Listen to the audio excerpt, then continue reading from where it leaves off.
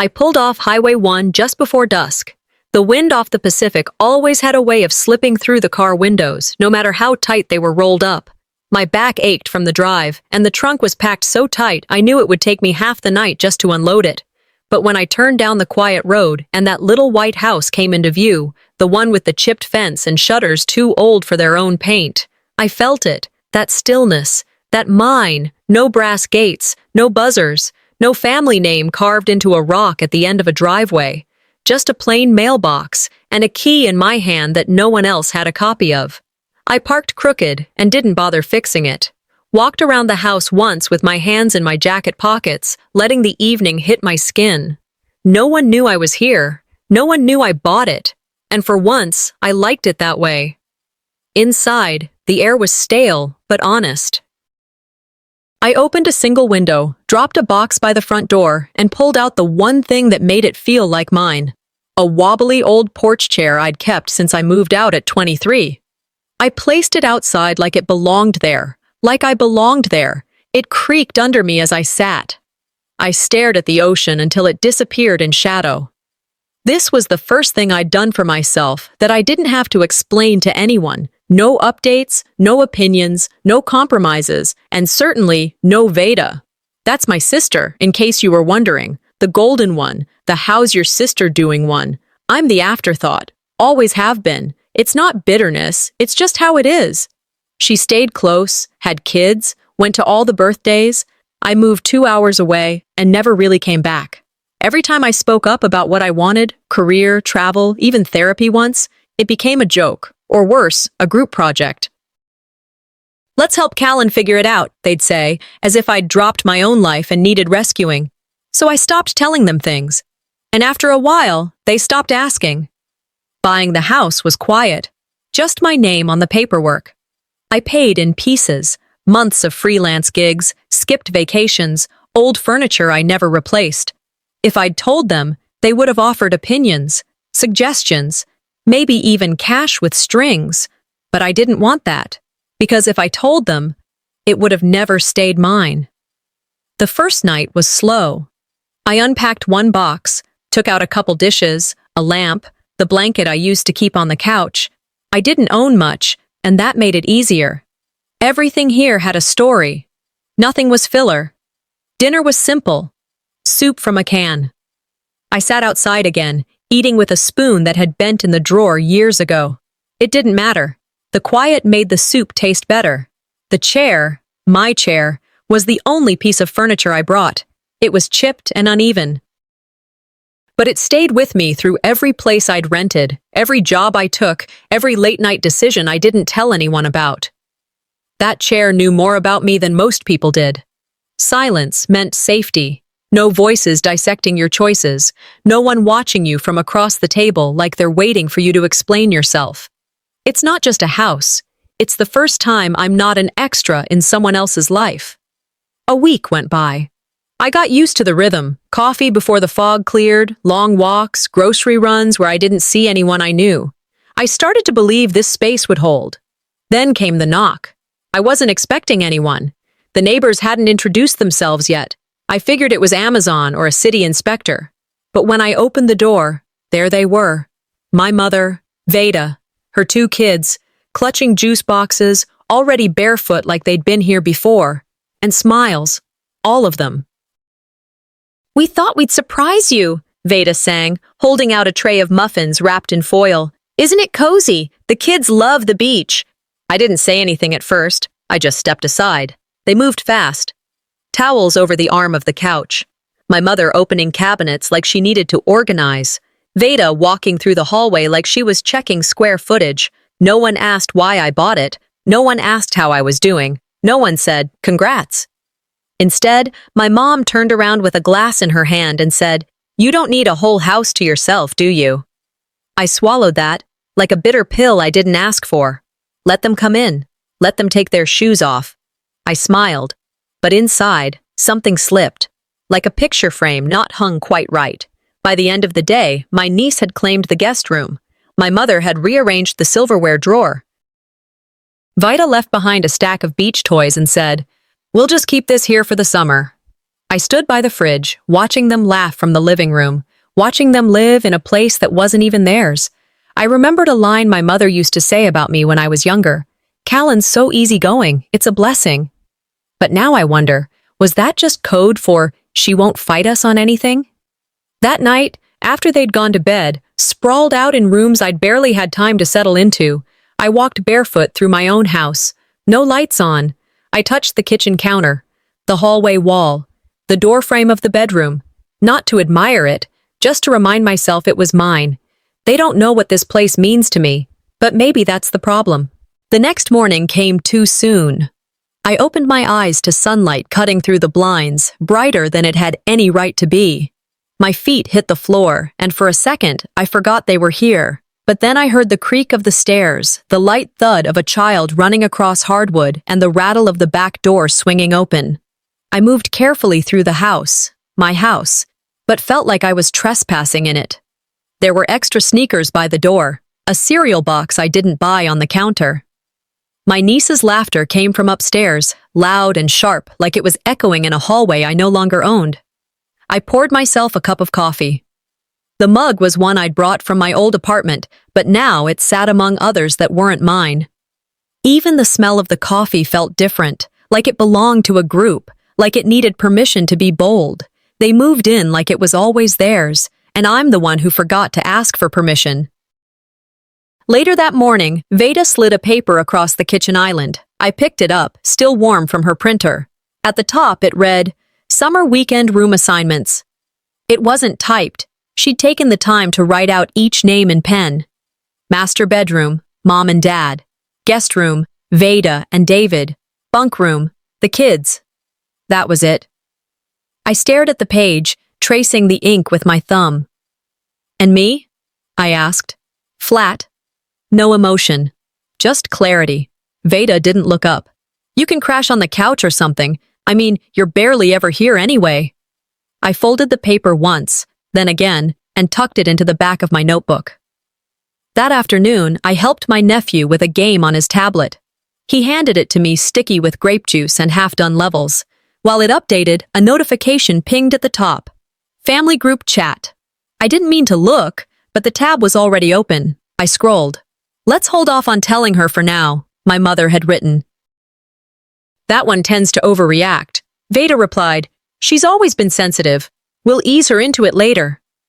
They weren't talking about a plan. They were talking about me.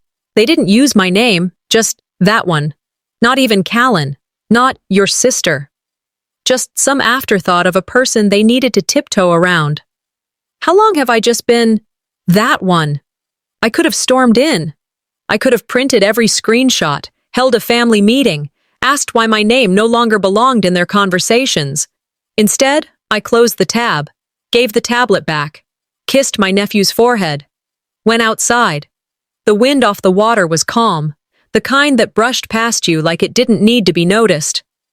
I sat in my white porch chair, the only thing here that had survived 3 moves, 4 cities, and 1 nervous breakdown. Silence isn't weakness. That's what people like my family never understand. Silence, when used right, is a weapon. It's a wall. It's the only space they can't fill with their noise. I pulled out my notebook, flipped past grocery lists and garden sketches, and wrote one line. They underestimate me. That's their first mistake. Dinner that night was grilled chicken. My mom offered to spruce up the kitchen with new tiles. Veda suggested bunk beds for the kids so we can fit more people. I sat at the table, ate in silence, nodded when spoken to. They said this place instead of your house. They told stories I wasn't part of, memories I didn't share. I realized then, it wasn't that they didn't see me, it was that they didn't want to. Later that night, I pulled out a Sharpie and wrote my name on the bottom of one of the mugs. Not fancy, just Callan, in permanent ink. I placed it on the top shelf of the cabinet. Quiet, plain. If they're going to erase me, I'll leave marks that don't wash off. It started with a game. My nephew was bored, bouncing between the couch cushions while Veda scrolled her phone, and my mom reheated soup she insisted was still good from the day before. I offered to help him finish a puzzle level on his tablet, one of those brain games that claimed to be educational but mostly just buzzed like a slot machine. He handed it to me without looking. The screen was sticky, the battery low. I tapped around, half paying attention, when a banner slid down the top. Family group chat. The preview read, "Final head count. Beach weekend confirmed." My thumb hovered over it longer than it should have. I wasn't planning to open it, but I did. What I saw wasn't a surprise. Not really. Just confirmation of what I hadn't dared name out loud. There were messages going back 2 months, coordination, lists, talk of borrowing chairs from the church, ordering linens. Photos of the backyard from different angles with circles drawn on where the dance floor could go. Vida was leading it, of course. My mom chimed in now and then, usually asking if they needed her potato salad. The wedding, Bryony's wedding, was happening. At my house. And I was nowhere in the conversation. No one had sent me a thing. Not an invite, not a heads up, not even a, "Hey, we're thinking." I scrolled further. A message from Mom. "Let's not tell her yet. She tends to spiral." Then Veda. "She's been weird since she moved. Probably lonely or depressed again." I blinked. Read it again. Again.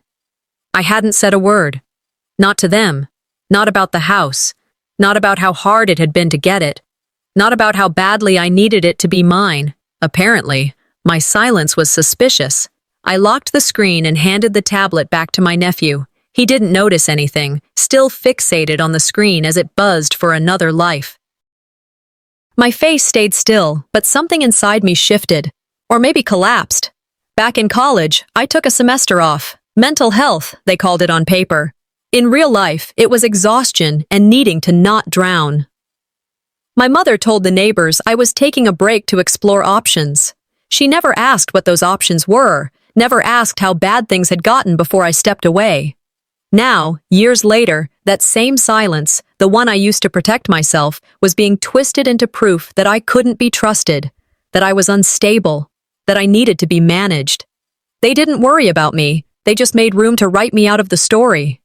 That night, we sat around the dinner table. They talked about vendors and color schemes like nothing had shifted. I held my fork, smiled when expected, said nothing. I could have asked, could have blown it wide open, but I didn't. I watched them, noticed who spoke the most, who changed subjects, who didn't meet my eyes. Then I excused myself, said I was tired, walked out to the porch and let the night air settle on my skin.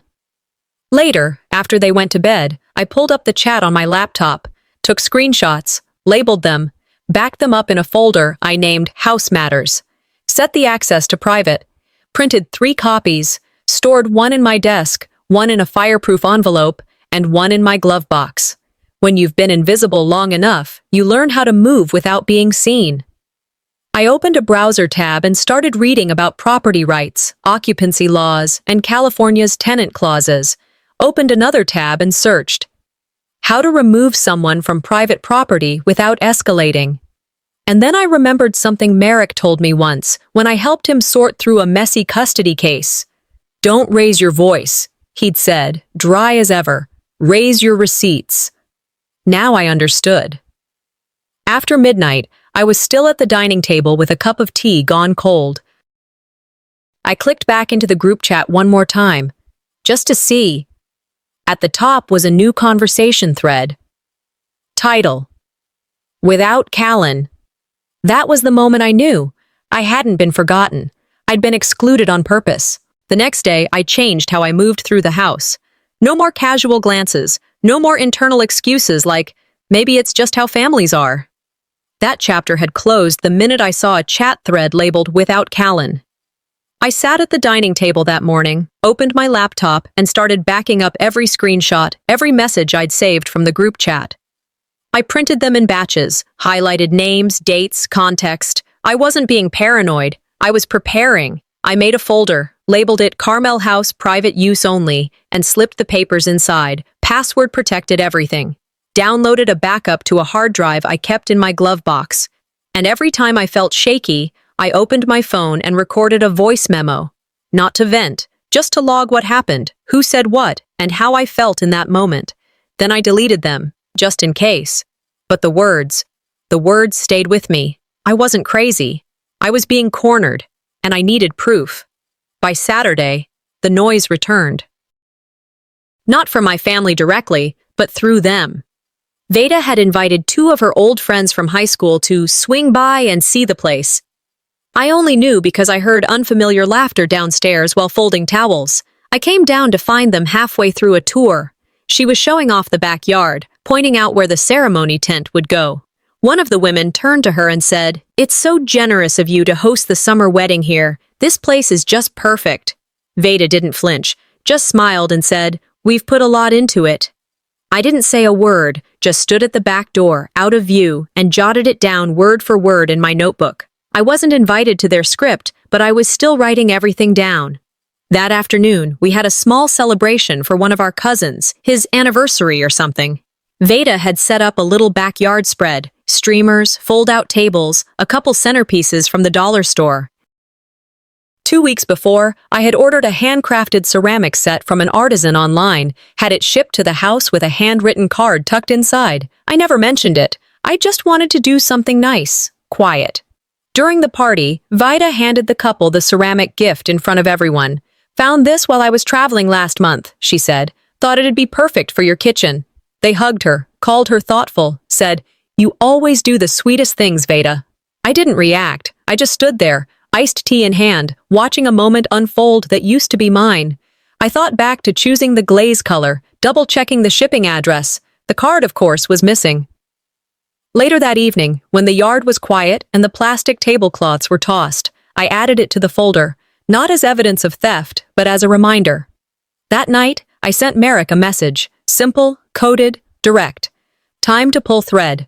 He called me back within minutes. "Let's talk Monday. And Callan, keep a paper trail." I started digging. Property law, trespassing nuances, guest versus tenant boundaries. I reviewed California codes, started bookmarking legal pages, printing relevant sections. I installed a new camera inside the front hallway, not for spying, just to log entry and exit. Put a password lock on my router, cut access to the shared guest Wi-Fi they had been using. Changed the locks on 2 interior doors and labeled one room "Do Not Enter, Storage." You can't fight a fire by crying at the smoke. You need water or receipts. On my laptop, I created a new folder, Exit Plan, and started filling it slowly. Not with plans to leave the house, but with a list of steps I'd take to make sure I never had to leave anything I built again. The next morning, I poured 2 mugs of coffee, one for me, one for my mom. We sat on the porch like nothing had changed. She talked about property taxes, mentioned how beach homes were an unnecessary burden, slipped in a comment about how Veda manages everything so well, it's just in her blood. I nodded. Let her talk. She said, "This house is a blessing, but it shouldn't all fall on you." I looked at her and smiled. "Oh, it doesn't. Not anymore." They thought I was retreating. I was just moving my pieces. Later, I passed through the kitchen to rinse out a cup. Veda's phone buzzed on the counter, face down. I didn't touch it. But the screen lit up. A message popped up from someone named Andrea. It read, "Let's finalize the guest list for the wedding." I wasn't on the list, but I was about to make the cut. They were still planning, and I was done pretending not to notice. It started as whispers, really, soft references here and there. During lunch one day, I caught Veda telling a cousin that, "We've been thinking about adding a guest house out back." She said "we," like I was part of that sentence, like this was some group investment. Later that week, my mother commented, without irony, "It's nice the family finally has a place to gather. It brings us all together." She said it while folding one of my bath towels like it belonged to everyone. I kept my mouth shut. Watched the way they used phrases like, "our little getaway," and "the beach house." Not once did anyone say Callan's house. I used to let these things slide. It was easier. Easier than confrontation. Easier than the emotional cleanup that comes after. But I'd been sliding for so long, I didn't realize how far I'd slipped. I wasn't even standing on the floor anymore. I was underwater, and they were up on the deck planning renovations. Odessa, my neighbor, stopped by while I was trimming hedges that Saturday. She's lived next door for over 20 years, knew the neighborhood, knew the gossip, knew how to read between the lines. She leaned on the fence and asked casually, So, you moving out soon? I blinked. What makes you say that? She smiled, but there was a flicker of confusion behind it. Your sister mentioned the house was going into a family trust or something like that. Just figured. That was the first I'd heard of it. Legal moves, ownership shifts, decisions I wasn't included in. I smiled back. A slow one. The kind I use when I want people to think I'm less sharp than I am. No, I said. I'm just getting started. That evening, I wandered into the living room, sipping tea, and noticed something off about the wall. A photo had been added to the gallery frame display, the kind families put up to make places feel homey. It was a picture I'd taken years ago, me and my grandfather sitting on a pier. I remembered the day, the breeze, the sandwich he'd split with me, even the exact moment I snapped it on my old camera. But the label underneath read, Veda and Grandpa, Summer '09. Veda wasn't even there. I picked up the frame, turned it over, checked for another label. Nothing. Later that night, I brought it up to Mom, gently. Funny, that photo in the living room, I don't remember Veda being there. She didn't even pause. Oh, maybe we got the label wrong. It doesn't matter. It did. It wasn't about the picture. It was about what story they wanted remembered and who they wanted erased. I took the photo down, quietly, wrapped it in a towel, and placed it in my drawer. The next day, during dinner, the slow bleed continued. Veda mentioned wanting to redesign the outdoor deck, said something about a fire pit and better seating for next summer. No one looked at me. Then an uncle, halfway through his ribs, laughed and said, You know, you really ought to thank Veda for getting this place together. She's the glue. They all laughed. I didn't. I set my fork down, folded my napkin, looked right at him and said, I'll be sure to thank myself later. The room went quiet, for one whole second. Then someone cleared their throat, changed the subject, poured wine. They were so used to me being the quiet one, they didn't know how to process anything that didn't sound like surrender. That night, I printed a laminated sign and taped it to the front door. Private residence, access by permission only. No one said anything the next morning, but they all read it. I saw Veda's eyes hesitate for a split second as she stepped out for her morning run.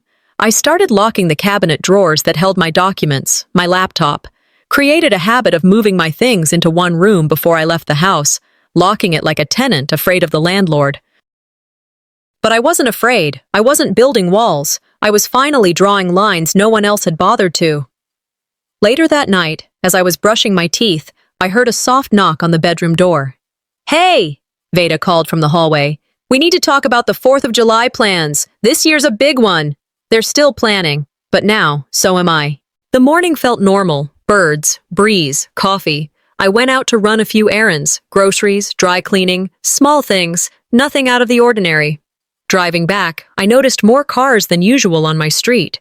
SUVs with out-of-state plates, a shuttle van idling at the end of the cul-de-sac. Maybe a neighborhood party, I thought. 4th of July weekend, could be anything. But then I saw the white folding chairs. Rows of them, lined up like they belonged. A balloon arch near the front steps. Tablecloths blowing in the breeze. I slowed the car. That was my house, my porch, my lawn, my gate. And it was dressed like a venue. I pulled into the driveway, half expecting someone to rush over with an explanation, an apology, some last-minute miscommunication. Instead, I got a security guard. He held up a clipboard and asked my name. Callan, this is my house, I said. He glanced down, flipped a page. Sorry, ma'am, you're not on the guest list. I didn't move. Just stared, trying to process the sentence, trying to understand how my name, on the deed, on the loan, could vanish from this property so easily. Then Veda appeared, light blue dress, lipstick, barefoot on my gravel. You weren't supposed to be here, she said flatly. I looked at her. At the crowd behind her. Some turned away. Others watched like I was the problem, like I'd shown up to ruin a good time. My mother stood on the porch, arms folded, waved. Not one of them looked surprised. I backed the car out, parked 2 blocks down, sat in the driver's seat, gripping the wheel like it could hold me together. I remembered painting that house, picking out the fixtures, hanging the porch light myself, standing on a stool because I didn't want to wait for help. This wasn't just disrespect, it was theft, wrapped in flowers and speeches. I didn't go back that night, didn't crash the ceremony, didn't shout, didn't cry in front of them. I drove to the edge of town, parked at a lookout, and watched the sun drop behind the cliffs. Then I drove home. Not to the house, just home. In my head, somewhere safe. It wasn't until the next morning that Odessa sent me the video. She recorded it from her yard, grainy but clear. The MC stood under a canopy and said, "Let's take a moment to thank Vida for opening up her beautiful coastal home for this special day." The crowd clapped. My name wasn't mentioned. My father was there, smiling, laughing with a drink in hand. In the background of the video, you could see the white porch chair, the one I'd moved 3 times, the one I'd cried in after signing the loan. It sat in the shot like a prop. My memories had become decor. That night, I sat at the kitchen table, alone, watched the security footage, watched them walk through rooms I cleaned, touch drawers I organized, toast under lights I installed. I picked up the phone. "Merrick," I said in a voicemail. "I'm ready to move forward, legally." I pulled out the folder labeled Unauthorized Use of Property, opened a new page, Incident Log. First entry, July 4th, unauthorized event, full-scale wedding, 57 guests. I didn't burn the bridge, they held a wedding on it. My phone buzzed constantly that night, messages from family, none of them said sorry, just things like, "You didn't have to make it a thing," or, "You know how Veda is," and one from Mom, "Don't turn this into drama." I turned on my surveillance app, watched the house in real time. Porch lights still on, a plastic chair left out, streamers still in the tree. I tapped a button, the light turned off. I wasn't home when they stole from me, but I'll be present when I take it back. When I walked back into the house that Monday, it still smelled like wine and perfume. Plastic cups on the deck, crushed streamers in the hallway, a long smear of frosting across the kitchen floor like someone had stepped on a slice of cake and never cleaned it up. My mother's casserole dish was on the counter, covered in foil, like a relic from a battle no one admitted happened. I didn't touch anything. Instead, I moved through each room with my phone camera, documenting every chair, every spill, every bit of my life used as a backdrop for someone else's celebration. I didn't feel hurt, not anymore, not even angry, really. I felt like I was studying a crime scene. Wine stains on the carpet I had installed myself. A broken corner on the handmade seashell centerpiece I placed by the front window. A tile I had laid with my own 2 hands, now cracked under the dining table. If you don't value what's given freely, you'll never understand its cost. So, I started cleaning. Not to restore it, this wasn't about fixing anymore. I was preparing. By that afternoon, I had already emailed Merrick. Subject line, action, attached were screenshots of the chat, photos from the porch cam, a digital copy of the wedding guest list with my name notably missing. He called 30 minutes later. "We'll move forward," he said, quietly. We agreed on 3 steps. A cease and desist letter, a formal trespass notice, and a soft takedown order targeting the photos and content used online without consent. I added a new tab to my folder. Phase 2, Containment. Printed everything, filed copies in a fireproof lockbox, kept the originals on a flash drive in the lining of my handbag. That evening, my phone buzzed. It was Veda. "Mom says you're being dramatic. This is going too far." I didn't reply. I just forwarded her the draft of the cease and desist, not a word added, no explanation, no justification. The next buzz was my mother. "Do you really want to destroy this family over a misunderstanding?" I stared at the message, then typed slowly. "I'm not destroying anything. I'm just finally not rebuilding it alone." Sent. Archived. My father's text was shorter. "You used to be better than this." I left it unread. By Wednesday, the status went live. Veda posted it on Facebook, dressed in just enough ambiguity to be weaponized. "It hurts most when family sues you for opening your doors and heart." It blew up, Dozens of likes, comments filled with hugs and heart emojis, people writing things like, "You're the strong one," and "You always put others first." Not one of them asked what had really happened. A cousin I hadn't spoken to in years screenshotted it and sent it to me. "Just in case you didn't see," she wrote. I did. And for a second, I felt the burn of being misunderstood. Again. But only for a second. Then came the calm. They've always owned the narrative. Always been better at the photo ops, the phrases that make them look good in public while slicing you open in private. I opened my notes app and started drafting a post of my own, then closed it. Instead, I added a time-stamped screenshot of her status to my evidence folder. Quiet, precise. That night, I reread the journal I kept the first month after moving in, back when the house still smelled like paint and possibility, before the walls knew any voices but mine. One entry read, "This space will not be shared until I'm ready to be seen." I sat back in my white porch chair, the same one that's moved with me since college. It used to be where I hid. Now, it's where I watch. I opened my phone and set a timer. 30 days. The legal deadline for a formal response to the letter Merrick had sent. I didn't need them to apologize anymore. I just needed them to be legally quiet. The sky was dimming, and I had just finished locking up the side gate when I heard it. A knock at the front door. I waited a second, then another.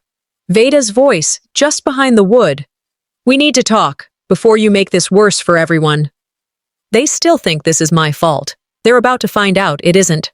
Veda sat across from me at the kitchen table like it was her own. Hands folded, back straight. That same condescending tilt of the head she's been perfecting since we were kids. "You've made this entire family feel unsafe in your presence," she said. I didn't respond. I just looked at her. My thumb pressed gently against the record button in my jacket pocket. She kept going. "You twist everything. Always have. You never grew up, Callan. You isolate, then act surprised when we don't include you." My breathing didn't change. I didn't flinch. Her phone buzzed. She looked down, then smiled. "Speak of the devil." It was our mother. She answered, put the call on speaker without asking. "Why did I even have you?" Mom's voice came through, clear as day. "If all you do is tear this family apart?" I reached into my pocket and stopped the recording. "I heard enough," I said, standing. "That's all I needed." I didn't slam the door, didn't scream. I walked outside. The porch chair waited for me like it always had. I sat. Let the air sit heavy around me. Nothing moved. No cars, no wind, not even the usual bird call in the trees. It was just me and the silence. I didn't cry. I didn't sigh. I just existed, for the first time in a long time, without being touched by their noise. Years ago, after my first hospitalization, Mom told me, "You're lucky to be here at all," as if my existence was something I had to earn. I pulled out the voice memo from my jacket, deleted it, then pulled a flash drive from the zipper lining and copied it there instead. This wasn't about revenge anymore. This was about preservation. The next day, a cousin dropped by, said she'd been going through old family boxes and found something addressed to me.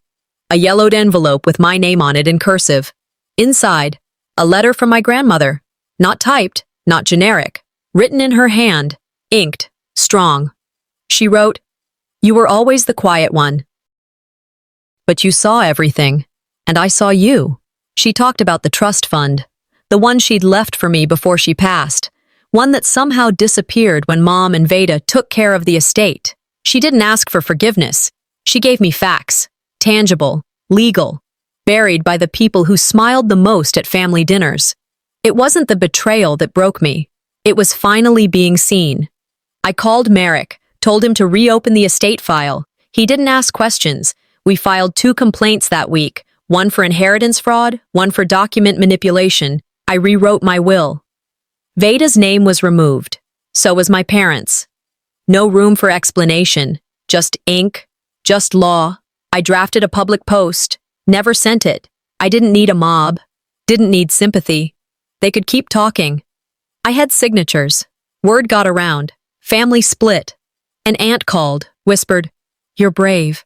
They'll never admit it, but you changed something." I didn't argue. I let the court dates and letters speak. They built their version of truth on my silence. I was tearing it down with paper. I spent that weekend taking down every framed photo of family from the hallway. Wiped the dust. Boxed them. Didn't smash a single glass. Then I hung up one new frame, centered. Alone. Inside it, her letter. "This house doesn't carry their legacy anymore. It carries mine." A month went by, and no one knocked. No cousins, no casseroles, no half smiles through the screen door like nothing had happened. The silence didn't feel heavy anymore. It felt earned. I started walking barefoot through the house again. The floors didn't creak the same way they used to. Or maybe I was finally hearing them differently. No more voices echoing in the hallway that weren't mine. No more extra shoes by the door. Just mine, always mine. Even the air felt cleaner, less borrowed. The framed letter from my grandmother hung in the hallway now, right where the family photo wall used to be.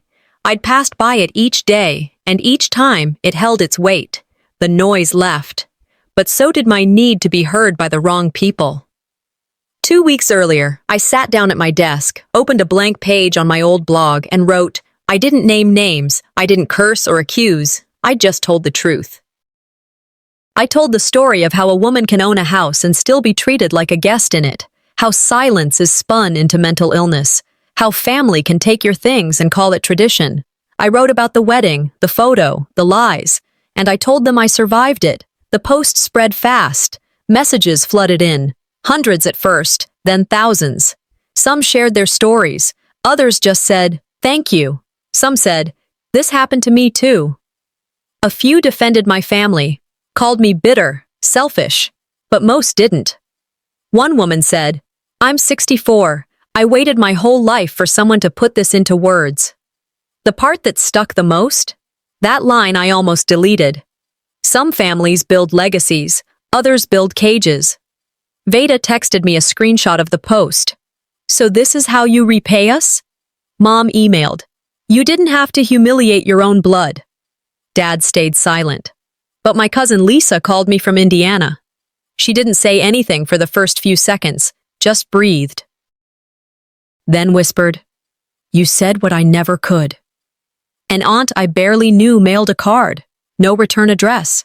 Inside, "You made me proud to be quiet no more." Not everyone understood. Not everyone needed to. Merrick called on a Thursday. "It's done," he said. "Cease and desist held." They backed off. We didn't file lawsuits, didn't make a public scene, but the line was now drawn, legal, final. Veda removed her posts, deleted photos, stopped texting. Just like that, the storm folded back into stillness. There was no apology, but there was silence. And sometimes, that's all the closure you get. I moved the furniture around one morning, just for me, painted one of the walls sea glass blue, brought my porch chair inside and set it by the window, made it a writing corner. The air didn't smell like old perfume or guilt anymore. I breathed deeper, slept through the night. I didn't win anything back. I just finally stopped giving it away. Later that week, I went through an old photo box, found a group shot from years ago, Thanksgiving maybe? Veda had her arms around everyone. I was off to the side, cropped halfway out. I didn't throw it away, didn't rip it, just kept it. Because even if their version of family wasn't mine, parts of it had still been real. Real enough to hurt, real enough to heal from. You can forgive people from a distance. And sometimes, that's the healthiest place to love them from.